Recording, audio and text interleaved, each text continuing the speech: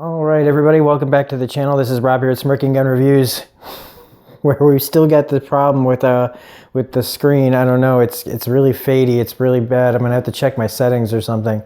But we're here to talk about the new Amazon Prime show that started today, and we're gonna tackle the first volume of this show. It's Too Old to Die Young, Volume 1. It's called The Demon. And if you don't know already, I didn't know about this show until maybe a week ago. I think maybe I had heard something about the guy from Drive making a show, but it must have been a while ago, I think, that I heard about this. But yeah, it's from that guy, Nicholas Winding Refn. I can't say that, man. I don't know. What is it? Is that French? I don't know. I'm not being stupid. I really don't. R-E-F-N. Ref? I bet you the end's silent, right? Okay, who cares? Anyway, his movies are, I think I like them for the most part. I love Drive. I don't know if I ever even finished Only God Forgives. And Neon Demon was fucking crazy. In a good way. Really disturbing. And so this guy has a style.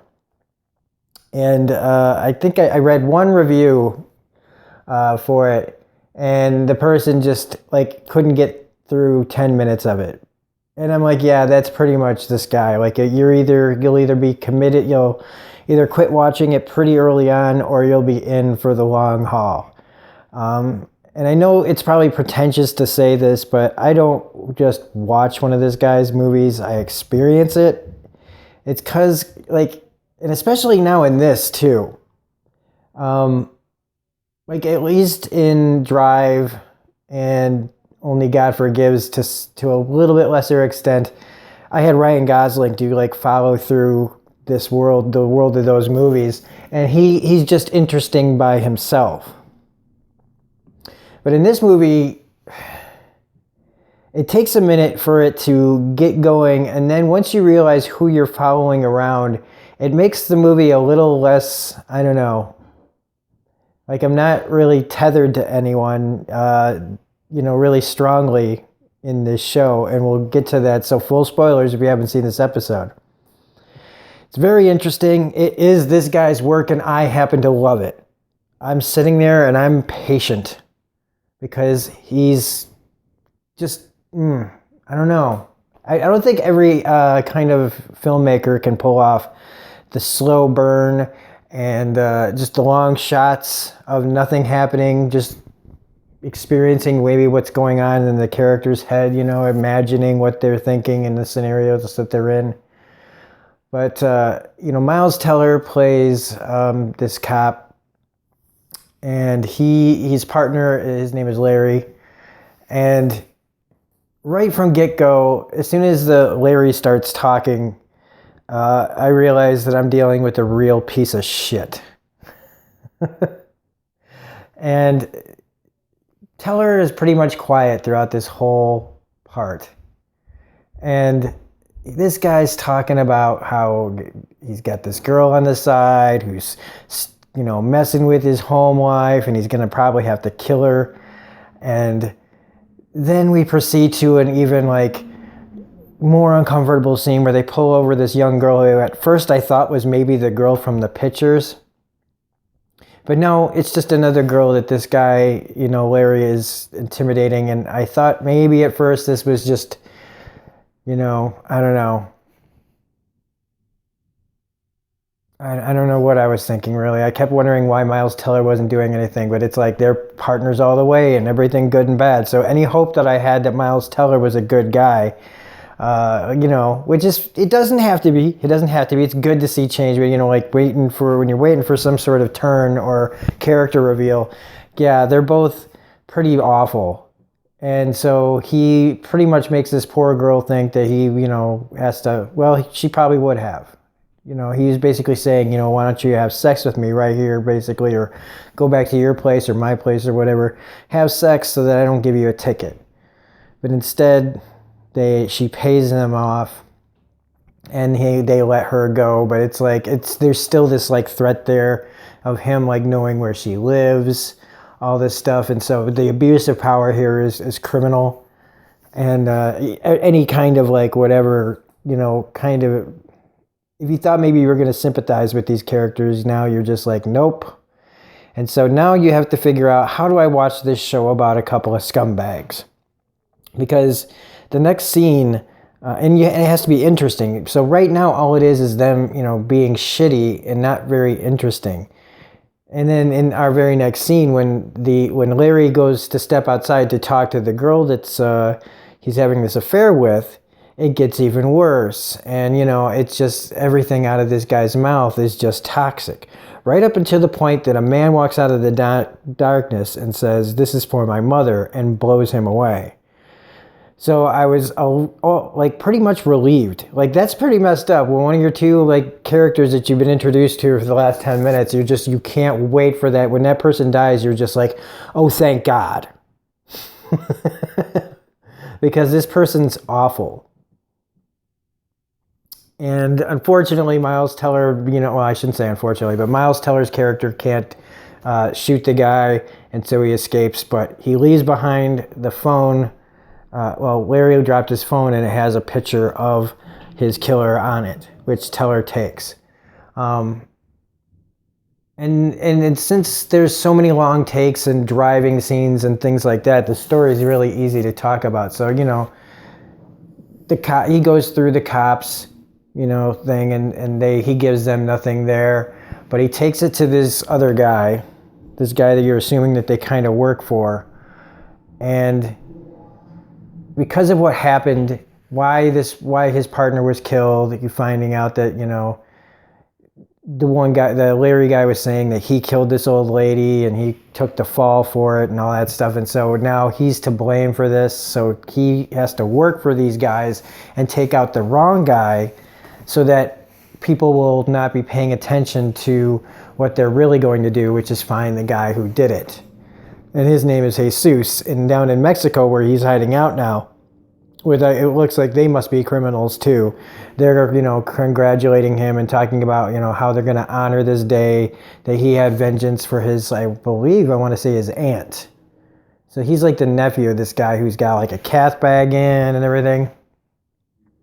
So the cops right now can't touch him. So they need Teller to take out this other guy, another criminal, somebody that they will take the heat off of them, something that makes sense. Meantime, we also find out that Miles Teller, I should have remembered this fucking guy's name. I'll remember it next time. All you know is it's like evil Miles Teller.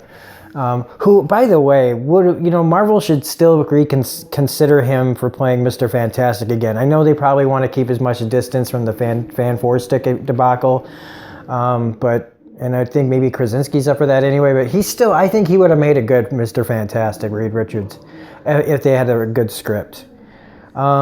Anyway, sorry, there's somebody watching Captain Marvel upstairs on Blu-ray.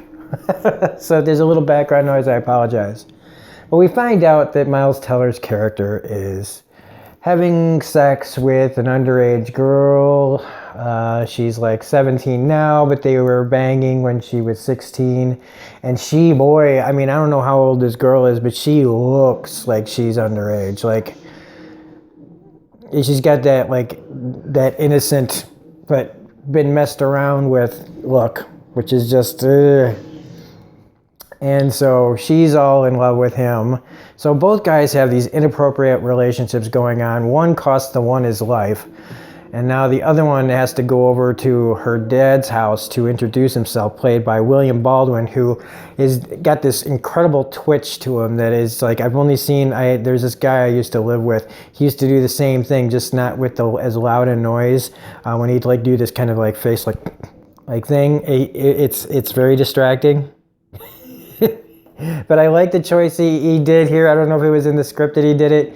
But William Baldwin, come on, he doesn't get a lot of quality work anymore, okay? The what's that movie with Sharon Stone, and he was in Backdraft, Sliver. You know, the one where he got to bang Cindy Crawford, Hard Target or some shit like that. I think that's something else. But yeah, the days of wine and roses for Billy Baldwin are over. But it's nice to see him, you know, still get some work out there. I don't know. He, you know, they probably said, which Baldwin can we get for cheap? I can't. Don't say it like that. That's mean. But, I mean, come on. They got a whole bunch of Baldwins. You got to take shots at some of them, right? Well, he does really good in this scene. It's bizarre with the tigers and everything. But you find out the guy's just messing with him. So you can see the real level of concern this guy has for his daughter's well-being. Being with like a 30-year-old cop and she's 16, 17, whatever. I don't know. But to each his own, whatever. I shouldn't even say that. It's weird. You know, I don't know many fathers that would let this go. You know, underage girls should be with underage guys or whatever. It's just, I'm digging a hole. I'm digging a hole. So anyway, eventually they get the information, you know, like he doesn't want to kill this guy, but it's too late. So he has to go find this guy who, in typical of this guy's fashion, finds him sitting naked in the dark with the neon lights on. It's like a garage.